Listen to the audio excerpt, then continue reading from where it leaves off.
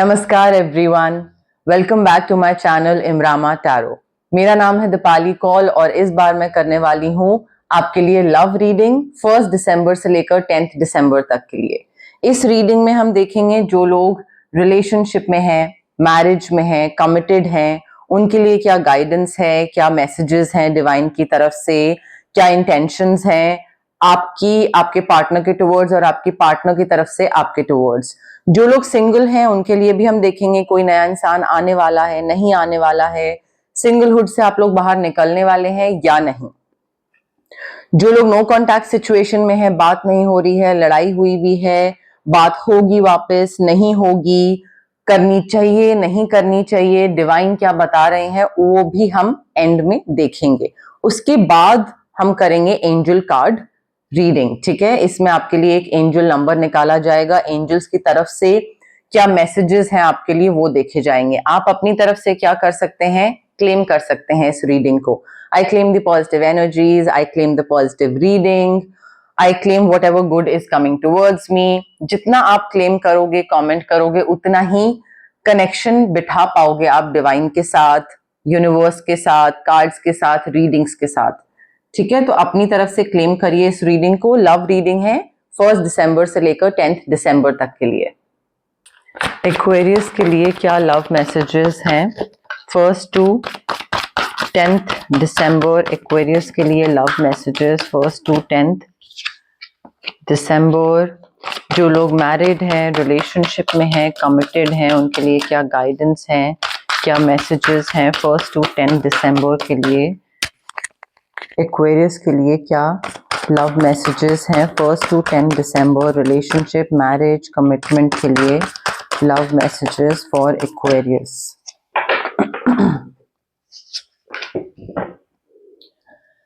Aquarius देखिए, यहाँ पे इस रिलेशनशिप, मैरिज या जो भी आपकी सिचुएशन चल रही है अभी, कमिटमेंट है बेसिकली। यहाँ पे आई फील प्यार बहुत है for family and for love, like for home, sorry, but काफी जेनरस भी हो रहे हैं आप इस इंसान के टुवर्ड्स। आई फील जेनरस होने के साथ साथ, उनके लिए चीजें करने के साथ साथ, उनके हिसाब से चीजें करने के साथ साथ आपको थोड़ा सा प्रैक्टिकल अप्रोच रखना जरूरी है। You need to be a little practical about how you proceed further.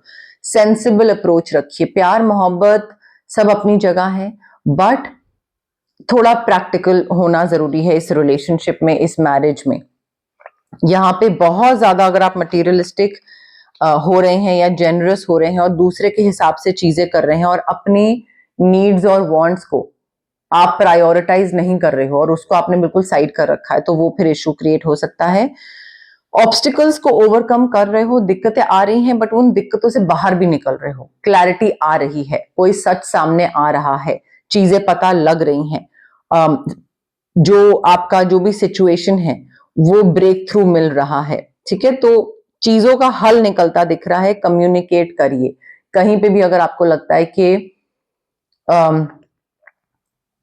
दूसरे इंसान को कुछ समझ नहीं आ रहा है, या दूसरा इंसान कुछ दिमाग में बना के बैठा हुआ है, या दिक्कतें आ रही हैं, तो कम्युनिकेट करिए। क्लियरली और कंसाइजली बताइए आपको क्या लग रहा है, आपको क्या चाहिए और आपको क्या लगता है कि सही है। ये चीज बताना जरूरी है, तभी वो थोड़ी क्लैरिटी, और क्योंकि देखिए चीजें कुछ ना कुछ तो रिवील होंगी, कुछ तो आपके सामने आएंगी। उस टाइम पे it's all the more important for you कि कुछ पता लग रहा है तो बात करो, कुछ समझ आ रही है तो बात करो, कुछ आपको लग रहा है कि मैं कुछ ज्यादा ही सैक्रिफाइस कर रहा हूं या कर रही हूं and I need to be a little more sensible, बात करो।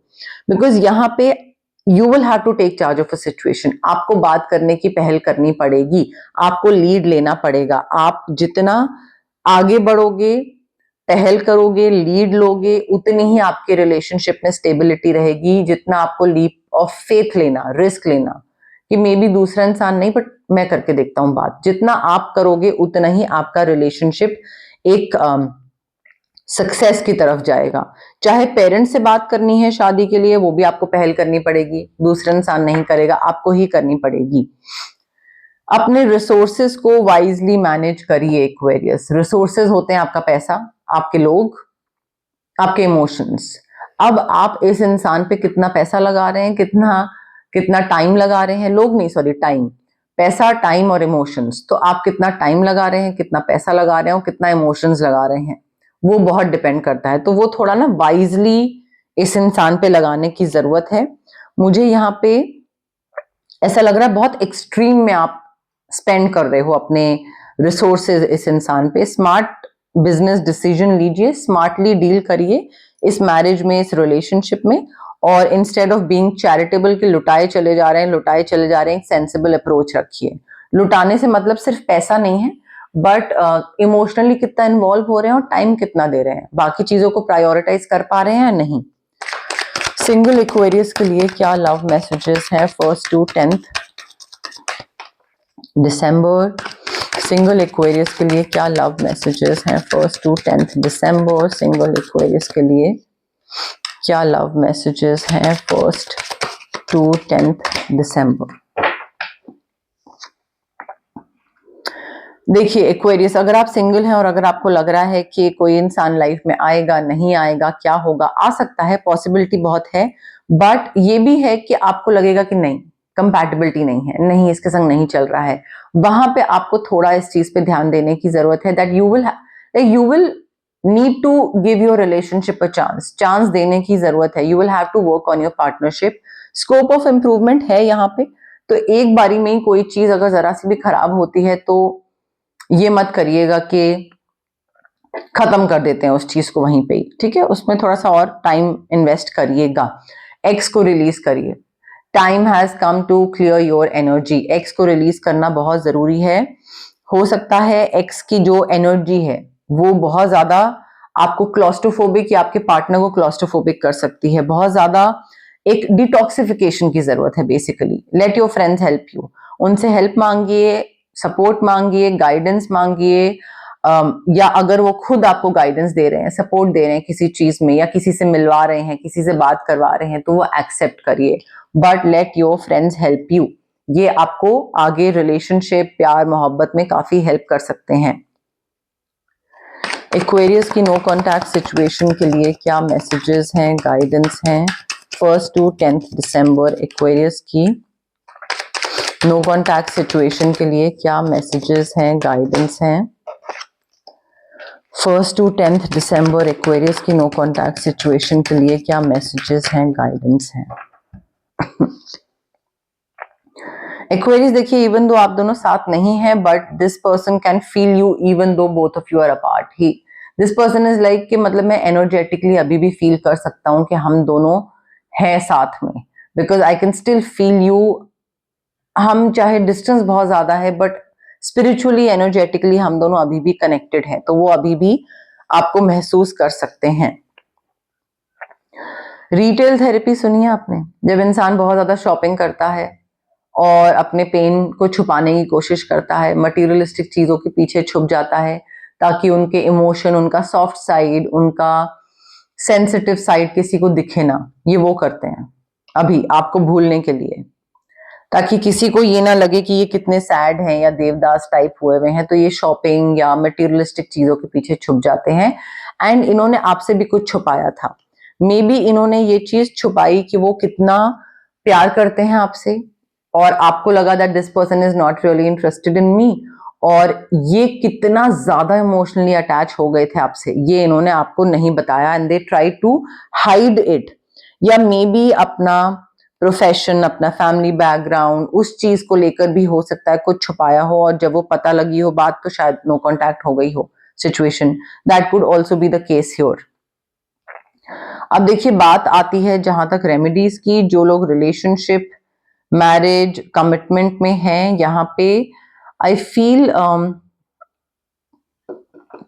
सिट्रीन क्रिस्टल और क्लियर क्वार्ट्ज क्रिस्टल बहुत जरूरी है यहाँ पे, कॉन्फिडेंस के लिए, आगे बढ़ने के लिए, पेरेंट्स को बताने के लिए, सही डिसीजन लेने के लिए, कंफ्यूजन, क्लैरिटी, ये सब चीजें। क्लियर क्वार्ट्ज क्रिस्टल और सिट्रीन क्रिस्टल, ये आपको विजडम में और एक आगे बढ़ने में हेल्प करेगा। जो एक कॉन्फिडेंस के साथ होता है ना कुछ करना, वो उसमें हेल्प करेगा। जो लोग सिंगल हैं, यहाँ पे aura cleansing, you need to release your ex, aura cleansing या कॉर्ड कटिंग, एंड यहाँ पे rose quartz crystal reiki infused, ताकि आप अपना सोलमेट मैनिफेस्ट कर पाओ। जो लोग नो कॉन्टैक्ट सिचुएशन में, और अगर आपको इस इंसान के साथ बिल्कुल नहीं होना है, कट ऑफ करना है कंप्लीटली, ऑरा क्लेंजिंग या कॉर्ड कटिंग, और अगर आपको इसके साथ होना है, 2 स्विच वर्ड्स।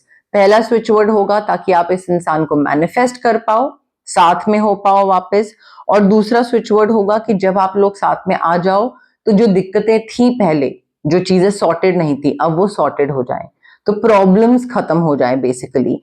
तो ये 2 स्विच वर्ड्स अगर आपको ये इंसान वापस चाहिए तो। बट इट्स वेरी इंपॉर्टेंट कि आप स्विच वर्ड्स नहीं, एक्चुअली रेमेडीज फॉलो करो, ठीक है? Because most of the time क्या होता है, लोग रीडिंग सुनते हैं और उनको लगता है सुन ली, हो गया, पता लग गया क्या अच्छा अच्छा होने वाला है, बट उससे कुछ नहीं होता है। चेंजेस लाना, चीजों को बेहतर बनाना, वो उसके लिए एफर्ट डालने पड़ते हैं। रीडिंग सुनने से तो गाइडेंस मिलती है, इंसाइट मिलती है, थोड़ा सा पता लगता है, आइडिया लगता है चीजों का, बट आगे कुछ करना वो कैसे करोगे, बेहतर कैसे बनाओगे, ट्रांसफॉर्मेशन कैसे लाओगे, रेमेडीज के थ्रू। इसलिए रेमेडीज फॉलो करना इक्वली इंपॉर्टेंट है। अब हम देखते हैं एंजल नंबर डेक से कौन सा एंजल नंबर इंपॉर्टेंट है आपके लिए, और एंजल्स की तरफ से क्या मैसेज है आपके लिए। तो एक्वेरियस के लिए कौन सा एंजल नंबर है 1 to 10 दिसंबर, कौन सा एंजल नंबर है एक्वेरियस के लिए। एंजल्स की तरफ से क्या मैसेजेस हैं एक्वेरियस के लिए 1 to 10 दिसंबर। एंजल्स की तरफ से क्या मैसेजेस हैं एक्वेरियस के लिए 1 to 10 दिसंबर, कौन सा एंजल नंबर है एक्वेरियस के लिए 1 to 10 दिसंबर, कौन सा एंजल नंबर है एक्वेरियस के लिए 1 to 10 दिसंबर, कौन सा है एक्वेरियस के लिए 1 to 10 दिसंबर।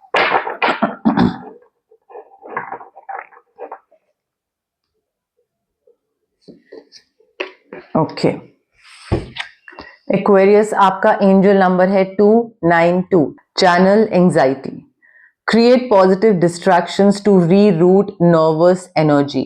आपके एंजल्स वैलिडेट कर रहे हैं, वो मान रहे हैं इस चीज को कि आपको जो एंजाइटी है और ग्रीफ है जो आप एक्सपीरियंस कर रहे हो, वो बहुत ओवरवेलमिंग हो रहा है आपके लिए। आपके एंजल्स जो आपके साथ प्रेजेंट हैं अभी, वो हैं सपोर्ट और गाइडेंस के लिए आपके आसपास हैं। वो आपको अर्ज कर रहे हैं कि जो भी आपके इमोशंस है ना, एंग्शियस, नेगेटिव, घबराने वाले, उनको चैनल करो एक पॉजिटिव डिस्ट्रैक्शन की तरफ, ठीक है? कोई अच्छी चीज ढूंढ लो लाइफ में, कोई अच्छी हैबिट, तो उस तरफ उन एनर्जीज को, उन इमोशंस को डिस्ट्रैक्ट करने की जरूरत है। अपना एनर्जेटिक स्पेस जो है, रूम, एल्मिरा, उसको क्लियर करो सो दैट आप एक एंजॉयबल और अच्छी एनर्जी और अच्छी स्पेस क्रिएट कर पाओ। अब ये कैसे करोगे आप? क्लेंस कर लो अपने आप को। You can cleanse yourself with water in some way, take a bath or a shower or go swimming if possible, but उस एंजाइटी को अच्छे तरीके से तक, घबराहट हो रही है, क्या करें? बैठ बैठ के, खाली बैठ के ओवरथिंक करना और घबराना और बहुत ज्यादा एंग्शियस होना, पैनिक करना नहीं। जाओ स्विमिंग कर लो, योगा करने चले जाओ, वर्कआउट करने चले जाओ। उस एनर्जी को पॉजिटिव डिस्ट्रैक्शन की तरफ लेकर जाना है, चैनल करना है। 292 आपका एंजल नंबर है एक्वेरियस। तो गाइज, ये थी आपकी लव रीडिंग 1 दिसंबर से लेकर 10 दिसंबर तक के लिए। अगर आपको पसंद आई मेरी रीडिंग, प्लीज लाइक करिए वीडियो, शेयर करिए, कमेंट करिए। आप कि जो भी फ्रेंड्स हैं या फैमिली हैं या एक्वेंटेंस हैं जो कि आपको लगता है कि इनको ये मैसेज पता होना चाहिए, उनको ये इंफॉर्मेशन मिलनी चाहिए, उनके साथ मेरी रीडिंग शेयर करिए। उनकी भी हेल्प होगी जैसे आपकी हो रही है, और मुझे बहुत खुशी मिलेगी। अगर आपको क्लेम करनी है रीडिंग तो आप क्लेम कर सकते हैं। कुछ मैनिफेस्ट करना है तो वो आप कमेंट सेक्शन में कमेंट कर सकते हैं। I want to manifest this, I want this. जितना आप कमेंट करोगे, क्लेम करोगे, उतना ही कनेक्शन बिठाओगे आप, ठीक है? सो कमेंट करिए, शेयर करिए, लाइक करिए मेरी वीडियोस। हाइप का बटन भी आप क्लिक कर सकते हैं। जितना आप मेरी वीडियोस को, रीडिंग्स को हाइप करेंगे, उतना ही मेरी विजिबिलिटी बढ़ेगी, उतनी ही मेरी रीच बढ़ेगी। मैं और ज्यादा लोगों तक पहुंचूंगी और ज्यादा लोगों की मदद कर पाऊंगी, ठीक है? ऑल्सो सब्सक्राइब करिए मेरे चैनल इमरामा टैरो को, और पार्ट बनिए मेरी इस प्यारी सी जर्नी का, इस प्यारी सी फैमिली का जो मैं यहाँ बनाने की कोशिश कर रही हूँ। Thank you, bye.